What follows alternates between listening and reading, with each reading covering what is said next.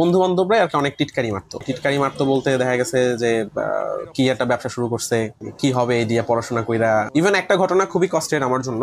আমার এক ফ্রেন্ড, আমরা একসাথে বসে চা খাচ্ছিলাম বিমির পার বসে, তো সে আমার ফেসবুক পেজে তাকে বলে আমি একটা রিভিউ দেওয়াই, সে রিভিউ দেওয়ার পরে আমাদের কাছ থেকে চলে যাওয়ার পর সে রিভিউটা আবার ডিলিট করে দেয়। জানি না তার এই বিহেভিয়ারটা কেন ছিল। এন্ড পরবর্তীতে সে একটা পোস্ট করে যে রিভিউটা আমি দেই নাই, আমাকে দিয়ে দেওয়ানো হয়েছে। আসলে খারাপ ভালো সময় নিয়েই তো আমাদের লাইফ। এটা আসলে আমার আজীবন মনে থাকবে ইনশাল্লাহ, যদি আল্লাহ আমাকে সফল করে একদিন তার সাথে আমি আরেকবার চা খাবো।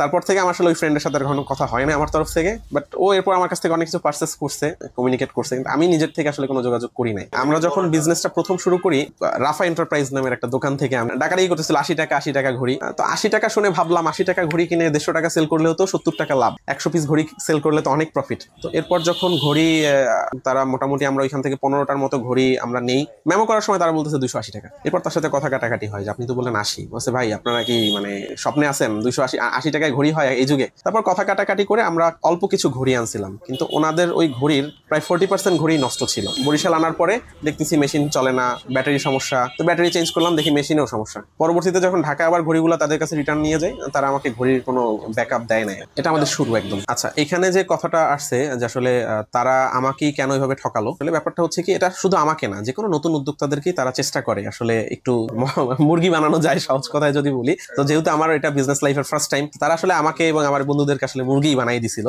অবভিয়াসলি তাদের অনেক ক্ষতি হয়েছে, বিকজ আমার প্রতি মাসে আপনার ওই ঘড়ির মার্কেট থেকে আমার 20 থেকে 25 হাজার টাকার প্রোডাক্ট আসে। তো আপনি 12 মাস হিসাব করেন, তাতে আমার প্রায় 2 লাখ 2.5 লাখ টাকার মতো ঘড়ি আসে। তার সাথে যদি আমার বিজনেসটা ঠিক থাকতো তাহলে আমি সব ঘড়ি তার কাছ থেকেই নিতাম। আমার এখন বর্তমানে ক্যাজুয়াল ওয়াচের ভেন্ডর একজন, এবং তার কাছ থেকে আমি সব ঘড়ি কালেক্ট করি। আমার ঘড়িতে কোনো সমস্যা হলে সেই ইনস্ট্যান্ট আমাকে ঘড়ি চেঞ্জ করে দেয়। নামটা আমারই চয়েস করা ছিল, বরিশাল্লা বাজার নামটা দেওয়া যায়, আমাদের বরিশালের আঞ্চলিকতাও থাকবে, বাহিরের মানুষও বরিশাল্লা, আমাদের তো এমনিতেই সবাই বরিশাল্লা বলে একটু উপহাস করে। তো সেই হিসাব চিন্তা করলাম যে বরিশাল্লা বাজার নামটা দেওয়া যায়। এরপর ওই রাত্রবেলায় বাসায় যে আমাদের আগে ডোমেইন কেনা হয়েছে, ফেসবুক পেজের আগে ডোমেইনটা আগে কন্টিনিউ করি আমরা। তারপর তখন আসলে আমরা স্টার্টিং করেছিলাম আপনার কাজী ফার্মের যে প্রোডাক্টগুলো ছিল, রেডিমেড প্রোডাক্টগুলো যে থাকে, ওই আইটেমগুলো দিয়ে আসলে আমরা শুরু করি। এরপর আস্তে আস্তে চাল ডাল মাছ মাংস শাকসবজি এগুলো নিয়ে কাজ করি। একটা পর্যায়ে দেখতেছি যে আলহামদুলিল্লাহ বেশ ভালো একটা পপুলারিটি আছে। ইভেন আমরা তখন ওই হোম ডেলিভারির কাজটাও করতাম। আমাদের ভিতরেই অনেক ছোট জুনিয়র স্টুডেন্ট ছিল, ওরা দেখা গেছে ডেলিভারি চার্জের ভিত্তিতে কাজ করতো। বেশ ভালো একটা পপুলারিটি হয়ে উঠছে।